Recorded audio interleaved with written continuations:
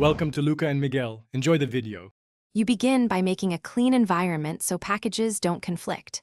Activate your virtualenv or conda-env, then install Jupyter with pip or conda.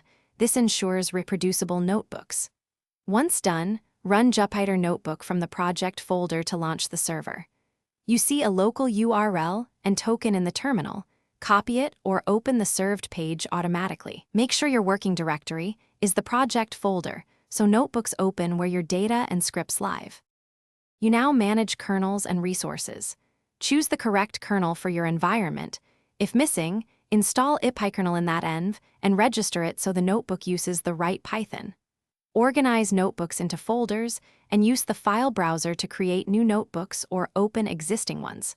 For larger projects, enable useful extensions like Table of Contents or Variable Inspector to speed navigation.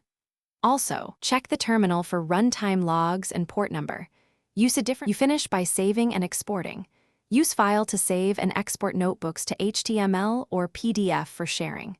When done, shut down notebooks and kernels from the dashboard to release memory. If you need a script, export to Py or run and bconvert. One key troubleshooting tip: if a kernel won't start, make sure the env's Python is on path, reinstall ipykernel inside that env, and restart Jupyter. This usually fixes mismatched kernels or missing packages.